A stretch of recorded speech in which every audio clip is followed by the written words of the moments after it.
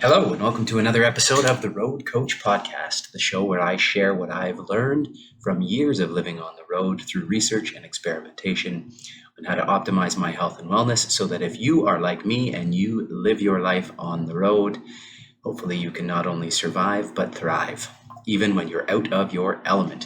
So today I wanted to talk about something that I have been thinking about a lot recently as I get older, and as I'm sure a lot of males out there who are getting older think about, is your testosterone levels.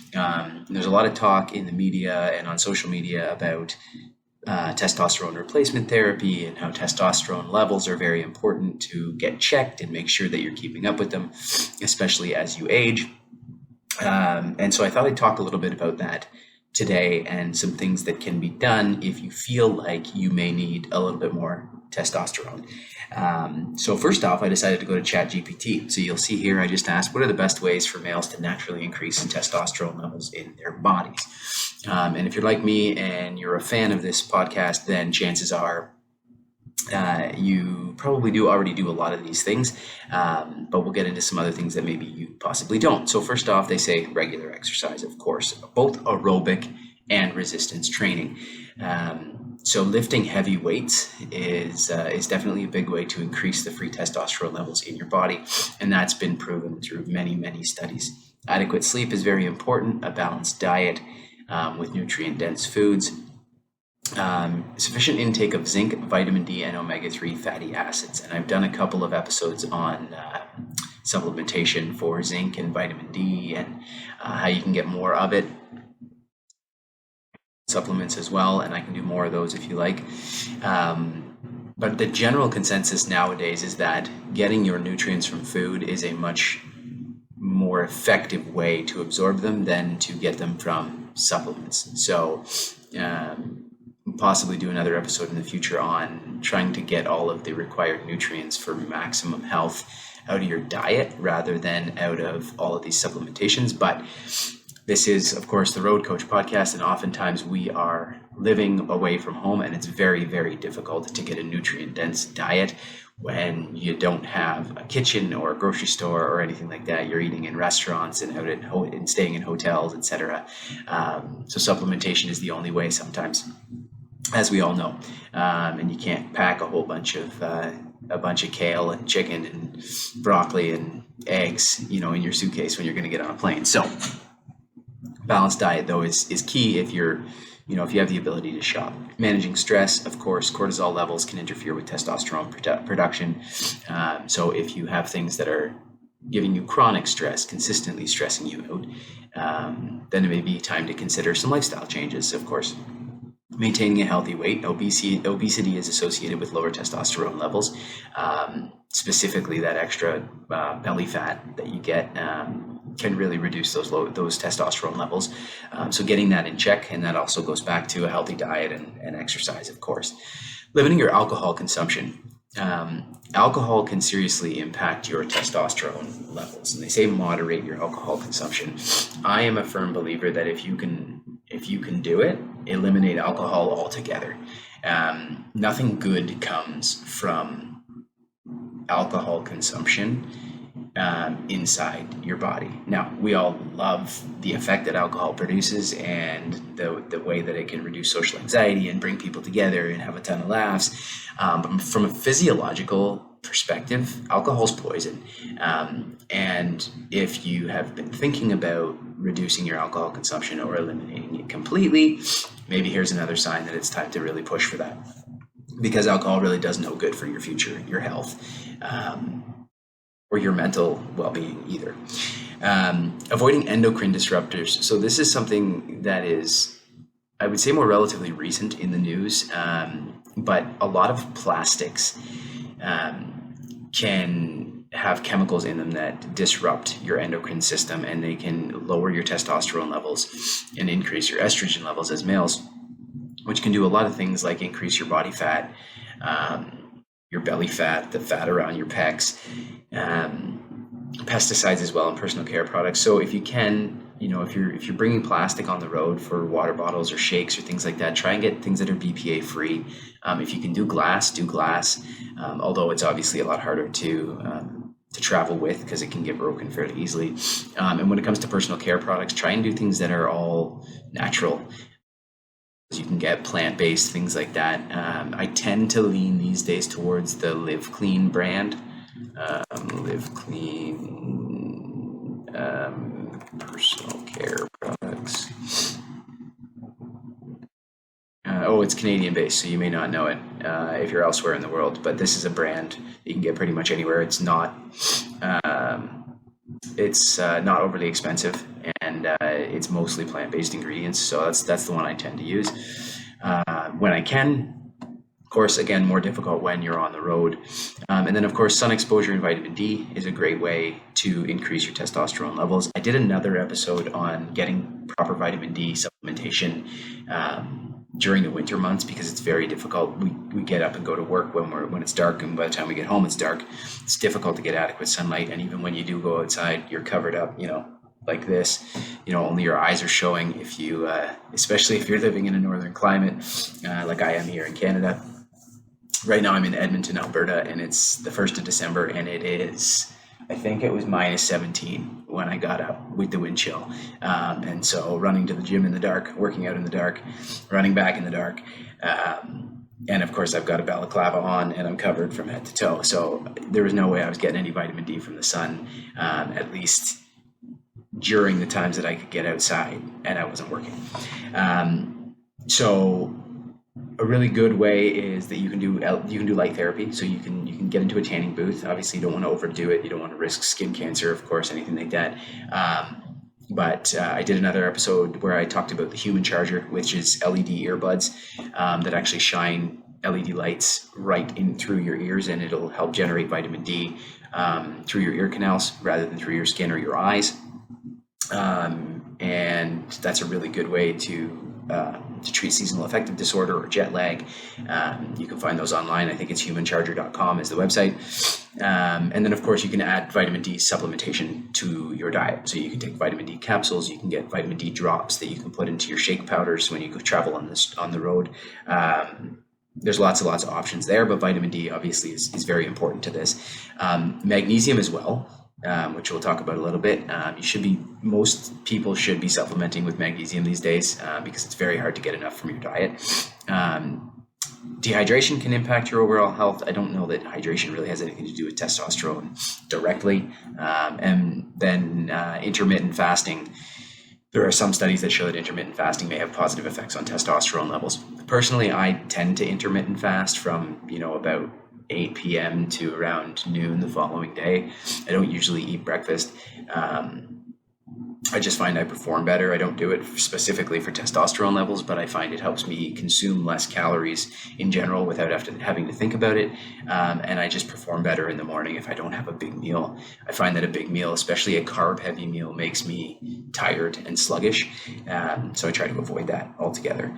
And then I just simply asked it, what are some supplements? If we're not talking about lifestyle, what are some supplements? So vitamin D, zinc, magnesium, as we talked about, D-aspartic acid. This is something I don't know much about. So we'll do some research on that for another episode. But it does say that some studies suggest that supplementation can lead to a temporary increase in testosterone levels. Fenugreek is an herb that has been studied for its potential to boost testosterone levels, and some research suggests that it may improve testosterone levels in sexual function. Tribulus terrestris is an herb commonly used in traditional medicine. It may have a modest impact on testosterone levels, but more research is needed. Ashwagandha is an adaptogenic herb that has been studied for its potential to reduce stress and improve testosterone. Ashwagandha, I did another episode on ashwagandha specifically, and I take it at night. I find it relaxes me, reduces stress, and helps me go to sleep. And then an added benefit is that it can also improve your testosterone levels. Ginger is great, so eat that ginger in between your sushi, that pile of yellow stuff that no one ever touches when you're having your sushi to cleanse your palate. That's what it's there for. You should be eating that for sure, and also you can get some fairly cost-effective turmeric and ginger supplements, just pills that you can take on the road as well, which are great for anti-inflammatory. And as you can see here, increasing your testosterone levels as well. And then, of course, omega-3 fatty acids found in fish oil are associated with increased testosterone levels. So I take an omega-3 every day and an ashwagandha, but these other ones, D-aspartic acid, fenugreek, tribulus terrestris, and another one that wasn't listed here, Tongkat Ali, which I have not taken either. Some really good ones. So I wanted to explore that a little bit more in this episode. So fenugreek here, I didn't go too much into it, but it looks like the seeds taste similar to maple syrup. It's found in the Mediterranean, Europe, and Asia. It seems to slow sugar absorption in the stomach and stimulate insulin. So they lower blood sugar, and it might improve levels of testosterone and estrogen, helping to improve interest in sex. But there's not a lot of data on it. So there's a lot of good uses for it that have been used in traditional medicine, but there's not a lot of scientific data on whether it actually works for testosterone. So I'm personally going to leave this one as a maybe later when we get more data, but not going to do anything with it right now. And then the second one was Tribulus terrestris. And it's a plant that produces fruit covered with spines. It's traditionally known as an aphrodisiac in lots of cultures. It may increase levels of some hormones, but it doesn't appear to increase testosterone. So again, another one that was brought about by AI, but I don't think something that I'm going to do too much more research in at this point, because the third one, Tongkat Ali, seems to be the most promising one. And this is something that I think I'm going to consider adding to my regimen. So it's an herbal remedy. It's been used to treat fevers, erectile dysfunction, bacterial infections. The studies suggest that it may boost male fertility, it may relieve stress, it may improve body composition, but research is limited. The European Food Safety Authority issued a warning in 2021 that Tongkat Ali has the potential to induce DNA damage. However, the levels at which it induces that damage are extremely high. You wouldn't be able to consume the levels that would do that, I don't think, but we'll look into that in a little more detail as well.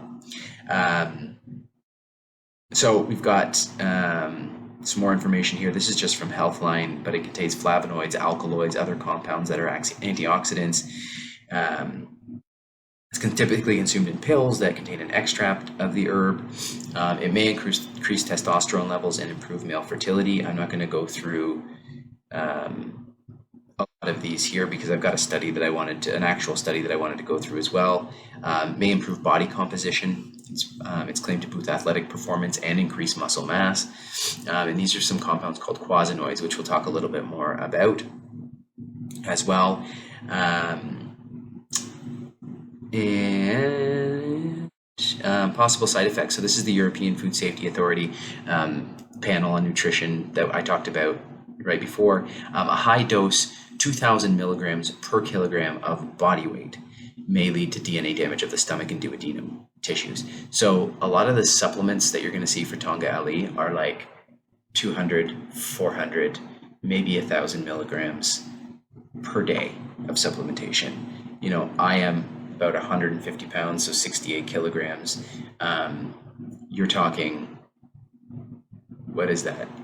150 times what a supplementation dose would be daily to induce that kind of damage. So not something you really need to worry about there. But let's get into the actual science on it. So this is a review from the journal Molecules in 2016 on the review of Tongkat Ali, which is also called Long Jack.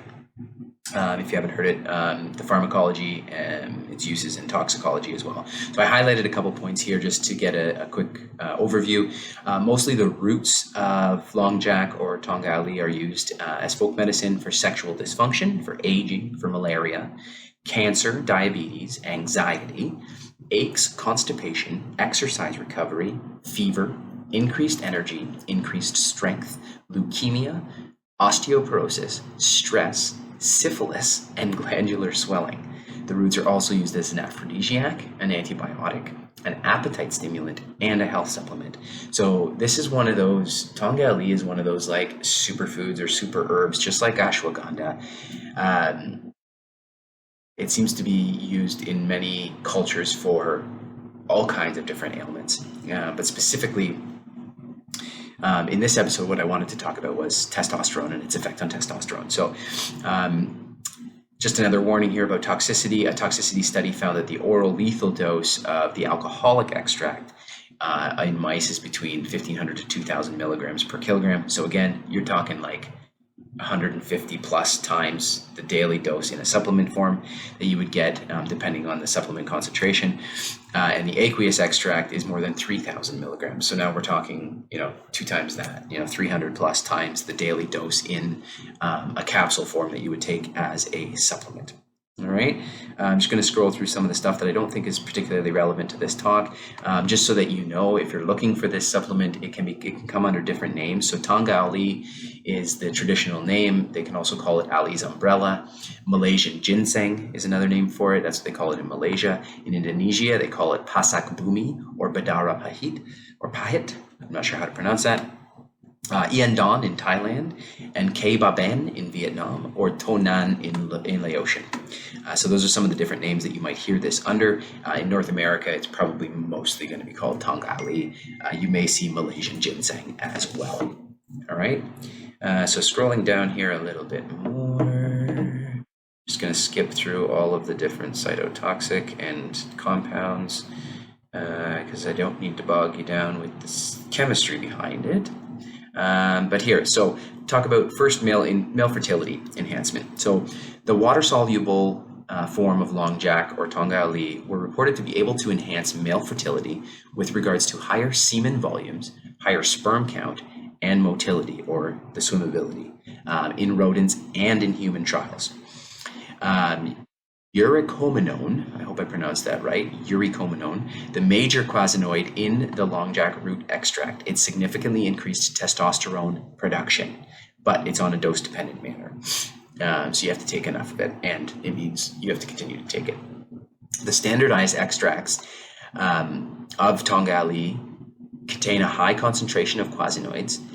They may have a potential anti-estrogenic effects, meaning preventing your body from producing estrogen. So this is, again, more for the male audience. But if you're worried that you're producing too much estrogen and not enough testosterone, this is shown that Tongkat Ali might be a valuable thing to add to your supplementation regimen. And then down here, we have a randomized, double-blind, placebo-controlled parallel group study was conducted to investigate the aphrodisiac clinical evidence of Long Jack in men. Total 12-week study, 109 men between 30 and 55 years of age, divided into a group of 300 milligrams and then placebo. They showed higher scores in the overall erectile function domain, the sexual libido, the seminal fluid analysis, and sperm motility at 44%, and semen volume at 18.2% increase after treatment versus placebo. So it's definitely good for the boys downstairs. It's been shown to elevate serum testosterone and increased muscle strength in humans. Now, there's a study here that Chan et al. Investigated the effects of standardized water extract at a dose of 400 milligrams a day for 6 weeks on testosterone, epitestosterone ratio, liver and renal functions in male recreational athletes, and it found no significant difference between the results of supplementation results and a placebo. So what that means here is that this isn't talking about testosterone levels, essentially, but the ratio of testosterone to epitestosterone and your liver and renal functions. So there's no difference. So basically what this study showed is not to do with testosterone in general, but does it affect you in any positive or negative way in your functioning of your organs and the ratios of your hormones? And the answer is no. But then an in vivo effect of aqueous extract of Long Jack was investigated on body and organ weight, as well as functional sperm parameters in terms of safety and efficacy in male infertility in male rats. Testosterone concentration increased by 30.2%. Total sperm concentration, progressive motility, and vitality significantly increased. Motility improved markedly by 25.1%, with increased in muscle weight. Non-significantly, so it appears that Long Jack use is safe for possible treatment of male infertility and aging male problems. As I mentioned in the beginning, aging males typically means lower testosterone. It's also the herbal alternative to testosterone replacement therapy, which a lot of people my age are now looking into. It's been shown to successfully restore serum testosterone levels, significantly improve the physical condition and the sexual health of patients. Therefore, Tongkat Ali might be considered a safe alternative to testosterone replacement therapy. Now, not that there's anything wrong with testosterone replacement therapy, but if you want a natural way, Tongkat Ali might be the way to go. Also in a pilot study, Henkel et al.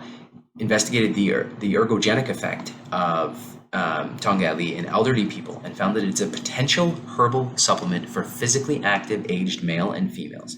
Treatment resulted in significant increases in total and free testosterone concentrations and muscular force in both men and women when 400 milligrams a day was used for 5 weeks. So you can see here with a lot of these studies around the 400 to 600 milligram per day dose is what seems to be giving a lot of the effects that we're looking for. It also has cytotoxicity and anti-proliferative effects on various human cancer cell lines, as well as various solid tumors, including lung, breast, and cervical cancers. So this has, as we mentioned, benefits outside of just testosterone production and increased strength. Also, the hot water extract was screened for stress hormones and mood state in 63 subjects in a different study for moderate stress with a placebo, and it indicates that daily supplementation with Long Jack or Tongkat Ali extract improves stress hormone profile and certain mood state parameters. Also, osteoporosis in men is attracting more interest. It's becoming the main cause of morbidity and mortality in older men. Approximately 2 million men in the United States now suffer from osteoporosis. 1 in 3 women over 50 will experience this. It will experience fractures related to osteoporosis, as will 1 in 5 men.